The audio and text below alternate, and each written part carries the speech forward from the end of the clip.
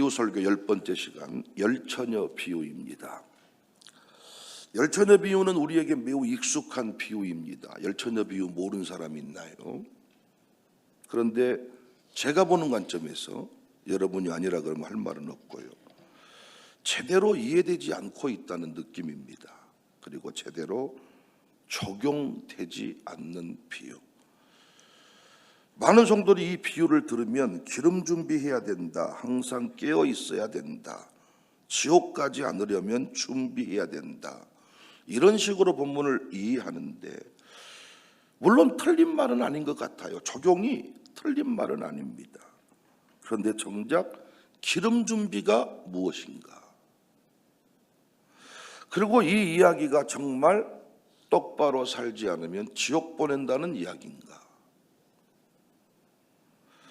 좀 더 구체적으로 본문의 내용을 살펴보겠습니다. 열처녀 비유는 단독으로 떨어져 있는 비유가 아닙니다. 24장과 25장 연결되어 있습니다.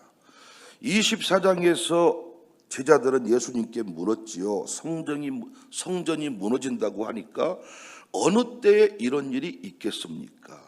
주의 임하심과 세상 끝에는 무슨 징조가 있겠습니까? 그래서 성전 멸망에 관해서는 이야기를 했고, 그날과 그때에 관해서는 알 수가 없다. 그리고 나서 마태복음 25장에 들어오면 세 개의 비유가 나옵니다. 종말을 기다리는 사람, 마지막을 기다리는 사람, 그날과 그때는 언제인지 모르지만은 분명히 역사적으로 임할 그날, 그때까지 우리는 어떻게 살아야 할까 말씀하시면서 열처녀 비유, 달란트 비유, 양과 염소 비유를 말씀했어요. 이 중에서 열처녀 비유는 막연히 신앙생활 잘해라, 똑바로 하지 않으면 지옥 간다, 이 얘기일까요? 이 비유는 재림의 지연의 시간 속에서 드러나는 신앙의 본질을 다루는 비유입니다. 그러니까 오늘 본문을 좀 더 잘 이해하려면 당시 유대의 결혼의 풍습을 또 알 필요가 있어요.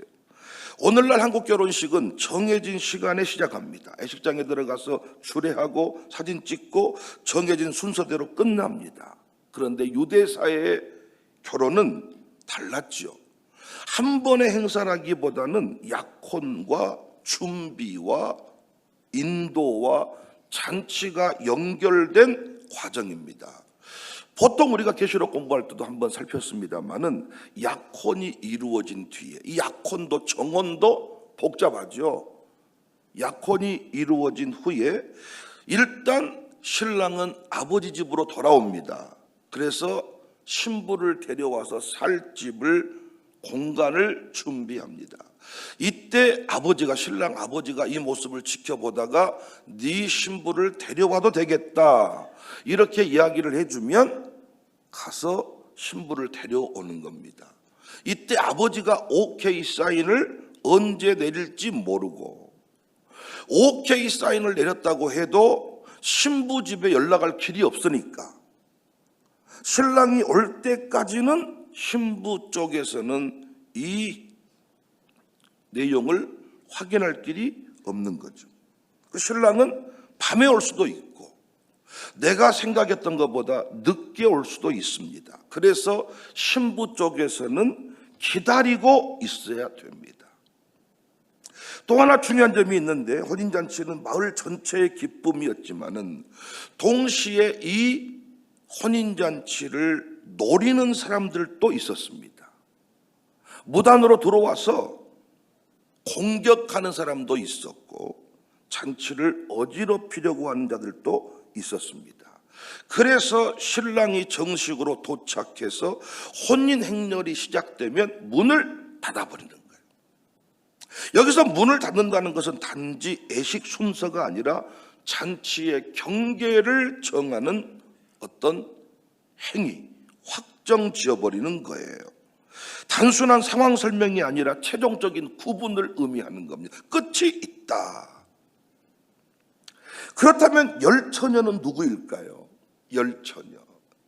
여기서 5 처녀만 구원받고 5 처녀는 지옥 갔다는 얘기일까요? 여기 10 처녀는 다 신랑을 맞으러 나온 사람들이죠.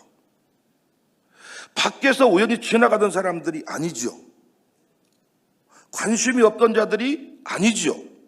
혼인잔치와 아무 상관없던 자들이 아니라 잔치와 관련된 사람들, 신랑을 기다리는 사람들, 신랑을 맞이할 목적으로 나온 사람들. 그러니까 이 비유가 교회 밖에 있는 사람들에게 주는 교훈이라기보다는 신랑을 기다리는 우리 모두에게 주는 교훈이란 말이에요. 역사적인 재림을 기다리는, 또 내 개인 종말을 기다리는 자들에게 주시는 교훈이에요. 여러분, 본문을 보면 다 처녀지요. 그리고 다 신랑을 기다리지요. 다 등을 들고 있지요. 다 자리에 있지요. 외형적으로는 어떤 차이를 발견할 수가 없어요. 그러니까 여기서 등을 들고 있는 신부들의 모습은 겉으로 드러나는 모습으로는 다 하나님을 사랑하는 청사 교인이다, 이렇게 밖에 정리를 못해요. 예배 참석, 신앙 고백, 교회 소속, 어떤 종교적 정체성, 주님을 기다린다는 외형, 이것들 가지고는 슬기로운지 미련한지 확인할 길이 없다는 거예요. 우리 안의 이야기인데 오늘 본문의 비유가, 여러분은 슬기로운 처녀이세요? 미련한 처녀이세요? 오늘 본문의 비유는 저 밖에 있는 사람들에게 주시는 교훈이 아니라 우리에게 주시는 교훈이라니까요. 제가 이번 주일 주보에 슬기로운 사람 명단, 미련한 사람 명단 내면 여러분 동의하시겠습니까? 양수사부터 한번 해볼까요? 총무들부터 해볼까요? 슬기로운 총무, 미련한 총무. 겉으로는 전혀 구별할 길이 없다는 거예요. 다 등을 가지고 있어요. 신랑을 기다리고 있어요. 겉모양이 매우 비슷해요. 기도도 해요. 예배도 해요. 주님을 기다리는 것도 같아요. 다 비슷해요. 그런데 예수님은 이 비유를 통해서 겉모양만으로 마지막을 통과할 수 없다. 오늘 본문에서 중요한 표현이 또 나오죠. 다 졸며 찰세. 또 이 부분만 뽑아가지고 마지막 때가 되면 다 잠드는데 잠들면 안 된다. 그런데 언제 올지 모르니까 기다리다가 5 처녀도 다 졸며 잤다는 거예요. 미련한 자만 잠든 게 아니라 슬기로운 자도 함께 잠들었다는 거예요. 그러니까 이 잠은 결국 배교나 타락을 뜻한다고 보기 어렵습니다. 이 장면은 오히려 지연의 시간 속에서 인간이 경험하는 피로와 한계를 보여주는 거죠. 신랑이 더디 오기 때문에 피곤해진 거예요. 모두 졸게 됐어요. 지연의 시간을 통과했어요. 왜 본문의 신랑은 또 늦게 오게 되었는지 설명이 없어요. 우리는 이유를 알고 싶어 합니다. 왜 응답이 늦는가? 왜 주님은 더디 오시는가? 왜 기다림이 길어지는가? 왜 설명이 없는가? 근데 예수님은 설명을 안 해요. 그런데 분명히 내가 생각했던 것보다 지금 늦어지고 있어요. 여러분, 설명보다 더 중요한 내용이 본문에 나오는데, 지연 자체가 더디 올세, 더디 오니까 드러났어요. 겉으로는 구별할 수가 없었는데 신랑이 더디 오니까 드러났어요. 제가 목회해 보니까 시간이 짧으면 구별이 잘 안 됩니다. 초기의 열정, 시작의 분위기, 일시적 감동, 사람의 재능, 외적인 열심, 짧은 시간 안에 다 좋아 보여요. 그런데 시간이 길어지면 드러나요. 누가 껍데기인지, 누가 실제인지, 누가 분위기로 믿었는지, 신랑 때문에 믿었는지, 교회 안에 김집사와 연결되어 있었는지, 신랑 대신 주님과 연결되어 있었는지, 시간이 지나니까, 지연되니까 드러났다는 거예요. 진짜 영적인 실력은 하루 이틀로 드러나지 않습니다. 저는 교회 내에 최소한 3년을 기다려봐야 된다. 장로님들도 담임 목사를 청빙해서 3년 동안 안 건드린다 그러더라고요. 3년은 지켜본다. 3년이 지난 뒤부터 진짜 실력이 드러난다. 우리 교회 헌법상에는 무음 2년이면 다른 교회 장로님, 다른 교회 안수집사여도 우리 교회에 왔을 때 2년 지나면 다시 투표해서 시무 장로님 할 수 있습니다. 그런데 2년은 그냥 갈 수 있다. 저는 최소한 3년을 버텨야 된다. 버텨보니까 다 드러납니다, 여러분.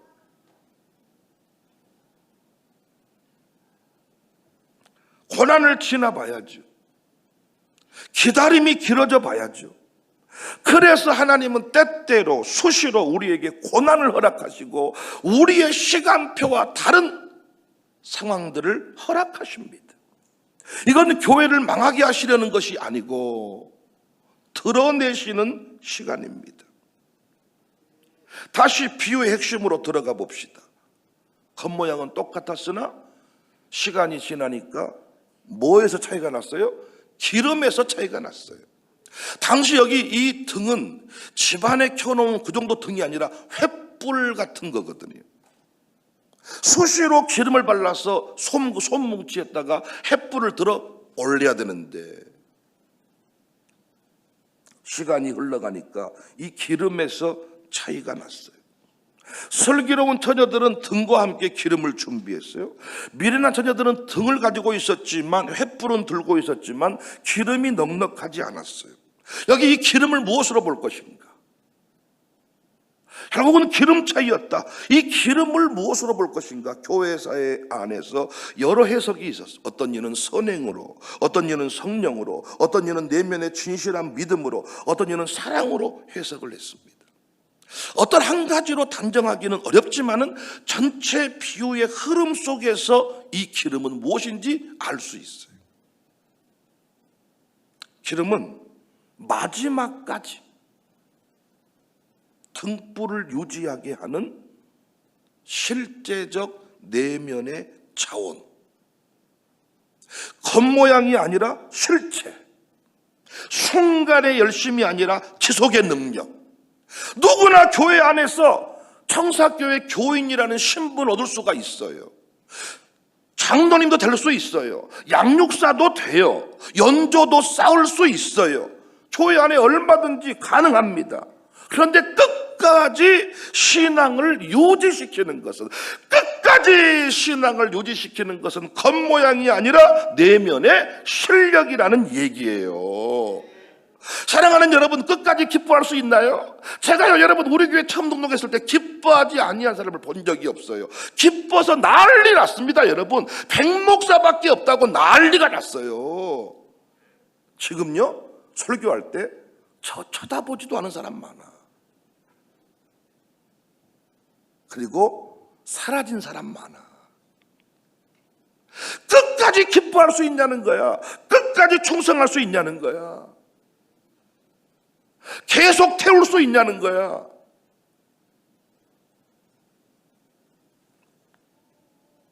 여러분, 목사님들이 저분 참 장로님 되기 전에는 좋았는데 장로님 된 후부터 이상해졌다는 거예요. 무슨 말이에요? 식어지고 있다는 거예요. 그때 아멘과 지금 아멘이 달라졌다는 거예요.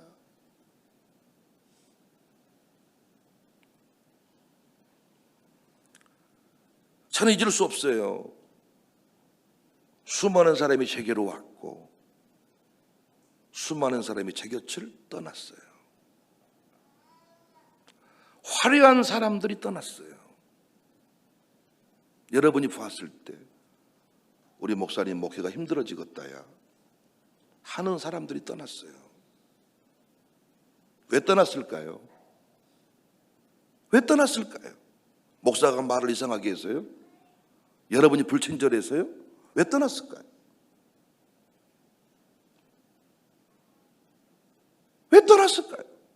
오늘 말씀 그대로입니다. 겉모양은 매우 퍼펙트했으나, 우리 교회가 이상하다고 평가할 만했으나 못 버틴 거죠. 못 버틴 거죠.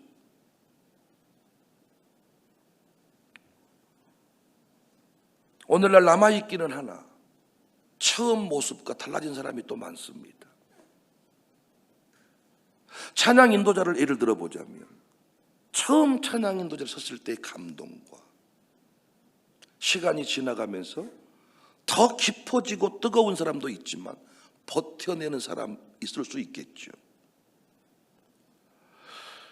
안내를 할 때 제가 우리 교회 안내위원들 뭐라고 말했어요? 목사를 가장 좋아하는 사람이다.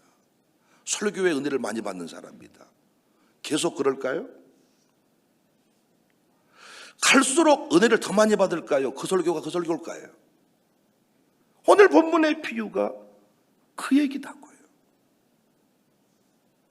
찬송인도 할 수 있어. 아는 노래니까. 근데 임재가 떠나버린 상태로 하는 노래, 너도 힘들고 우리는 더 힘들다. 임재가 떠난 채로 하는 설교, 너도 힘들겠지만 우리는 더 힘들다. 3년이 지나면 바닥이 드러난다. 그래서 교인들이 막 누가 와서 막 설치고 은혜 받았다 그러면 별로 막 거기에 호응을 안 해준 경우가 많아요. 나도 너 때는 그랬다. 몇 조금이나 갈 거나. 좋은 분위기 아니죠. 같이 타오르면서 오히려 막 불을 지필 수 있어야 되는데, 대부분의 성도들이 새가족에 와가지고 막 불타오르면 좋을 때고만, 미쳐 돌아다닐 때지. 나도 그럴 때가 있었지. 너는 지금 뭐냐는 거예요. 맨정신으로 돌아와 버린 거예요. 콩깍지 벗겨져 버렸어. 그래서 우리는 뭐 해야 될까요? 영적 실력을 키워야 돼요. 껍데기로만 안 돼요. 저는 이 영적 실력, 끝까지 신랑을 기다리는 신부, 끝까지 충만한 신부는 어떤 신부일까? 저는 최소한 3가지 실력이 있어야 된다고 생각해요.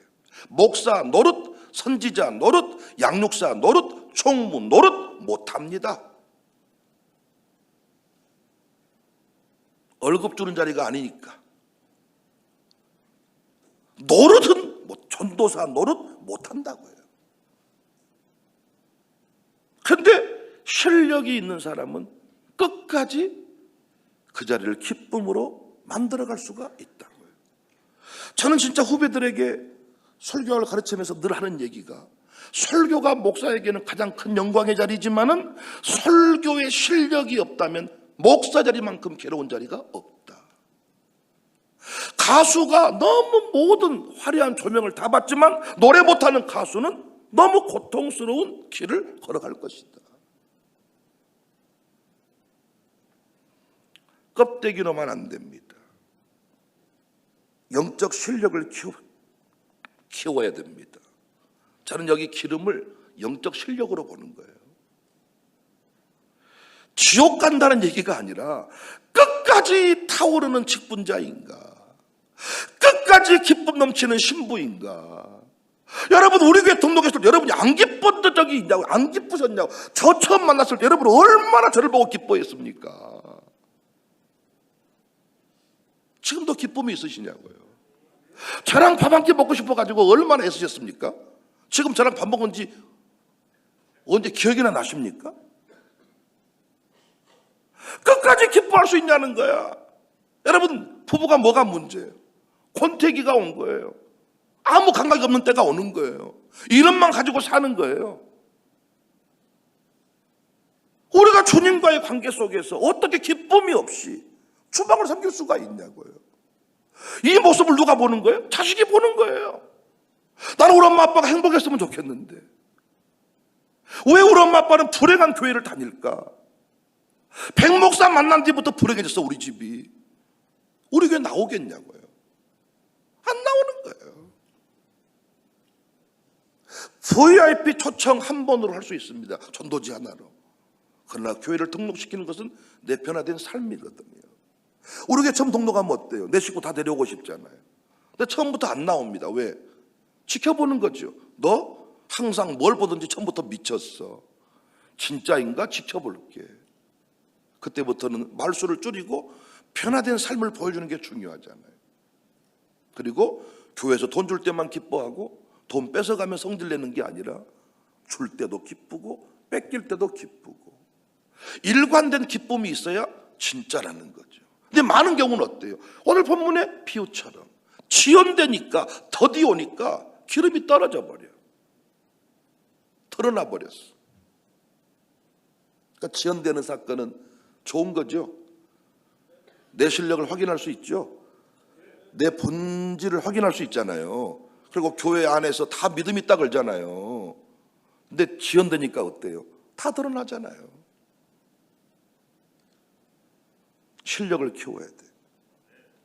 실력이 뭐냐? 첫 번째, 십자가의 이해입니다. 복음을 정확히 아는가의 문제입니다. 내가 왜 구원받았는지, 예수 그리스도의 십자가가 무엇을 이루었는지, 은혜에 의하여 구원받은 것이 무엇인지, 이 구원 사건이 어떤 사건인지를 정확하게 알아야 흔들리지가 않지요. 핫한마귀가 우리를 미혹할 때에도 이 구원 사건만 기억해버리면 다시 불붙는 거죠. 김집사가 못 알아줘서 이 식어버린 게 아니라 구원의 의미를 잃어버리니까, 십자가의 도를 깨닫지 못하니까 사람들의 말 한마디, 환경에 의해서 요동치는 겁니다. 실력이 뭐가 실력이에요? 성경 암송 많이 하는 게 실력이 아니라 십자가의 구원 사건을 정확하게 이해하는 게 실력이란 말이에요. 여러분, 교회 처음에는요 친절해서 와요. 밥이 좋아서 와요. 그런데 계속 밥을 먹잖아요. 그 밥이 그 밥이에요. 여러분, 새 차를 뽑으면요 한 3개월, 한 달 기뻐요. 근데 3개월 그 정한 시간이 지나면 그 차가 그 차예요. 아파트 처음 사면 3개월, 5개월 좋아요. 그런데 그 집은 그 집이에요. 명품 가방도 마찬가지예요. 그걸로 기뻐할 수가 없는 거예요. 청사교회에서 무엇 때문에 기쁘냐? 찬송할 때도, 찬송인도할 때도, 안내할 때도, 초방에 섬길 때, 설교할 때도 뭐만 기억하면 돼요? 어떻게 내가 구원받았냔 말이야. 이것만 기억하면 오르는 주님을 기쁨으로 맞이할 수가 있는 거예요. 누구 때문이 아니에요. 주님 때문이에요. 진짜 실력이 뭐냐? 구원 사건을 알아야 돼. 좋은 이미지 가진 사람이 전도하는 게 아니라 구원 사건, 십자가의 도를 깨달은 사람이 전도하는 거예요. 성격 좋은 사람이 전도하는 게 아닙니다. 두 번째 실력이 뭐냐? 성령의 기름 부으심입니다. 신앙은 정보로만 유지되지 않아요. 고행이 아니에요. 내가 매일 순례의 길을 기쁨으로 걸어가는 것은 주의 영이 나와 함께 하기 때문이다. 구원 사건부터 성령 사건이거든요. 사명 감당하는 것도 성령 사건이거든요. 내가 영혼을 어떻게 구원합니까? 아니, 보지 않는 세계를 어떻게 믿으라고 말할 수가 있습니까? 내가 어떻게, 여러분, 아니 돈 받고도 일을 잘 못하는데 어떻게 헌신하면서 내 생명 대놓고 어떻게 그 길을 갈 수가 있겠습니까? 맨정신으로는 못 가는 거죠. 그래서 세상 사람이 우리 보고 뭐라고 말해요? 미친놈이라 그러는 겁니다. 연봉 1억씩 받고도 일을 똑바로 안 하는데, 우리는 연봉이 문제가 아니라 생명까지 바치면서도 감사합니다 그래. 성령의 기름 부으심, 성령님의 공급, 실제적인 도우심이 있어야 등불이 꺼지지 않아요. 말은 잘해요. 지식도 있어요. 경험도 있어요. 그런데 성령의 능력이 없잖아요. 기름 부으심이 없잖아요. 시간이 지날수록 메말라요. 사람이요 우습게 하나가 없습니다. 아니, 여러분, 우리가 웃지 않을 이유가 뭐가 있습니까? 근데 예수 믿으면서요 웃음기가 없습니다. 얼굴에. 사람을 왜 안 만날까요? 실력이 없어서요. 가정교회 왜 못 들어올까요? 실력이 없어서요. 어떤 실력? 사람 만나는 실력. 사람 만나는 게 얼마나 많은 에너지가 필요한 줄 아세요?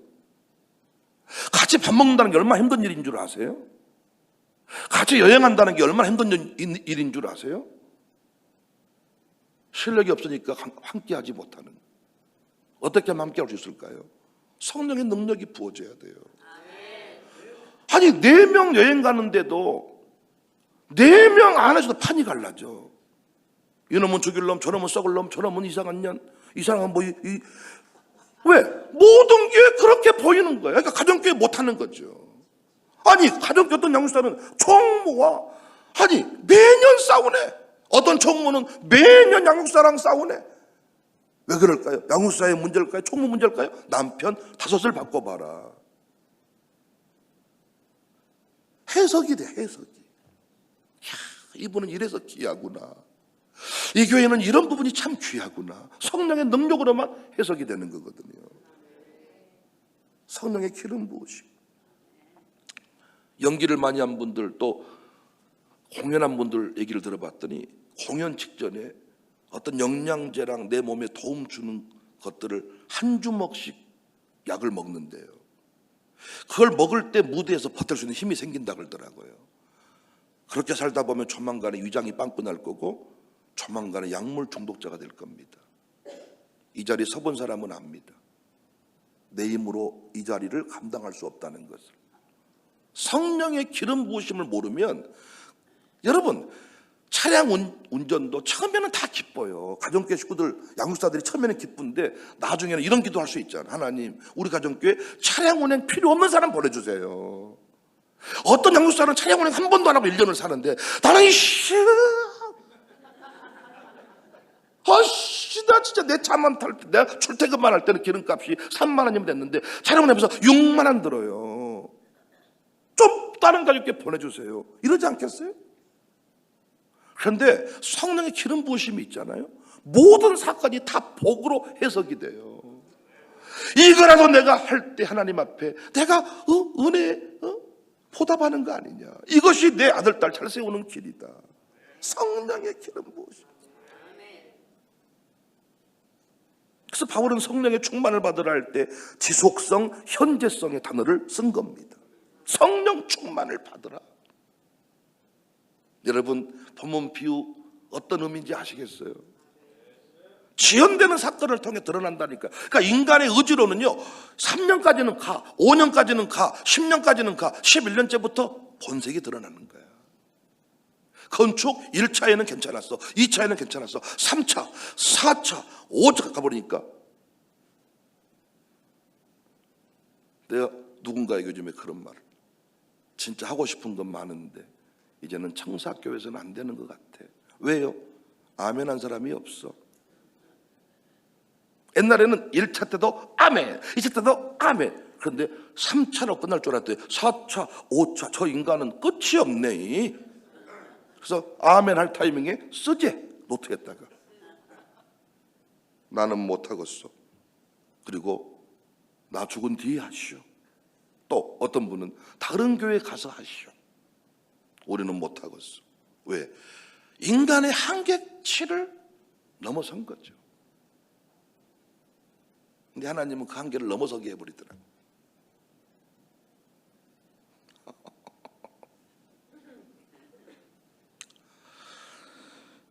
마지막 세 번째 실력은요, 첫사랑. 계시록에서 에베소 교회는 수고도 있었죠, 인내도 있었죠, 분별도 있었죠. 근데 뭘 책망했어요? 처음 사랑을 잃어버렸다. 경고가 뭐였어요? 촛대를 옮겨버리겠다. 사명 걷어버리겠다. 임재 걷어버리겠다. 쓰임받지 못한다.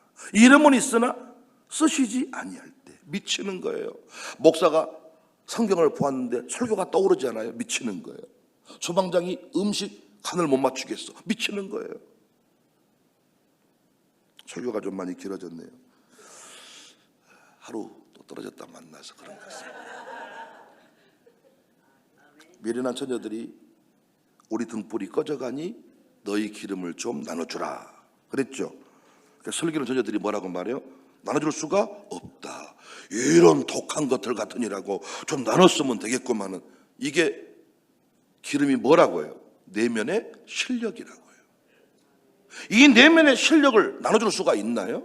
그러니까 여러분, 구원 사건을 제대로 이해하지 못한 채 김집사, 박집사가 신방 가서 아무리 위로해도 교회에 못 다니는 거예요. 우리 교회에 못 남아있는 거예요. 사람의 위로가 아니라는 말. 여기 이 오늘 본문의 기름은 실력이란 말. 실력. 구원 사건이 정확하게 해석이 돼야 되고 성령 기름 부심이 있어야 돼. 목사 설교 듣다가 여러분 다 오해해. 성령의 기름 부심 있는 사람은 오해로 안 받는 거야. 목사가 실수를 해도 그 실수가 내게 유익한 것으로 다가온단 말이야. 초기 한국교회가요, 주경신학자 공부한 게 아니에요. 유학 갔다 온 게 아니에요. 학문이 없는 사람 설교를 했는데 놀란 건 뭔 줄 아세요? 이단같이 설교를 안 했어. 왜 그랬을까요? 성령이 붙들어준 거지. 어쩌면 한국교회는 지금 본격적인 시련의 시작점에 서 있다고 봅니다. 이제는 직분자랑, 연조자랑, 규모자랑, 경력자랑으로 버틸 수 없는 시대가 오고 있습니다. 이제는 영적 실력이 드러나는 시대가 왔습니다. 우리 교회도 스타들이 떠났습니다. 분위기로 믿던 사람들은 흩어졌습니다. 요령으로 믿었던 롯처럼, 요령으로 믿었던 롯과 같은 사람은 다 떠났고, 바보같이 좌하면 우, 우하면 좌, 약속을 붙들었던 아브람 같은 사람들만 남았습니다. 롯으로는 못 버팁니다.